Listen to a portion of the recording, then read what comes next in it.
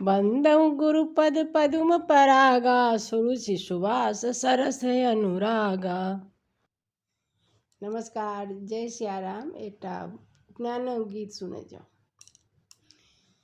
मड़वा के काते काते घूमथिन बाबा, हे मारब बर शोभे। आई बउआ के हे तनि उपनयन, हे मारब बर शोभे। बउआ के बाबा मृग छल लेने ठार छथि, हे मारब बर शोभे। बउआ के बाबा मृग छल लेने ठार छथि, हे मारब बर शोभे। आई बउआ के हे तनि उपनयन, हे मारब बर शोभे। बउआ के नाना मुझ लेने ठार छथि, हे मारब बर शोभे। आई बउआ के हे तनि उपनयन, हे मारब बर शोभे।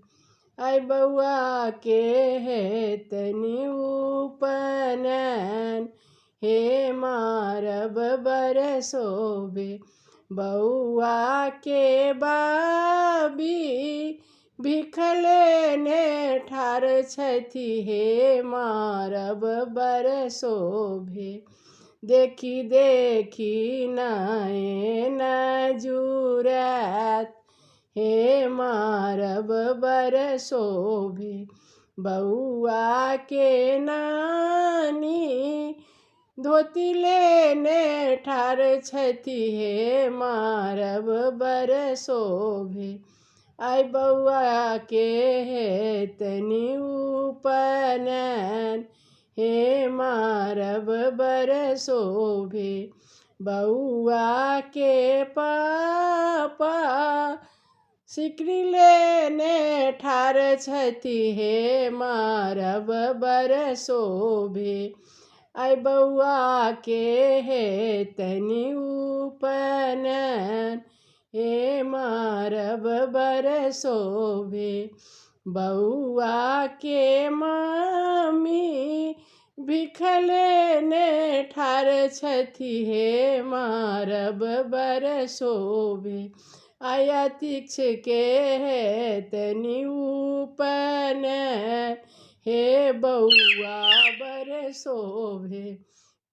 आई अतिक्ष के हे तनि उपनयन, हे बउआ बर शोभे। मड़वा के काते काते घूमथिन काका, हे मारब बर शोभे। आई बउआ के हे तनि उपनयन, हे मारब बर शोभे। बउआ के काकी भिख लेने ठार छथि, हे मारब बर शोभे। आई अतिक्ष के हे तनि उपनयन, हे मारब बर शोभे। बउआ के पीसी भिख लेने ठार छथि, हे मारब बर शोभे। आई बउआ के देबनि आशीष, हे मारब बर शोभे। आई बउआ के देबनि आशीष, हे आंगन बर शोभे। नमस्कार, जय सियाराम। सुने जाओ आ नीक लागे तो शेयर कमेंट जरूर कऽ देबै। आर हमरा जय सियाराम चैनल के सब्सक्राइब केनाइ नहि बिसरबै। धन्यवाद।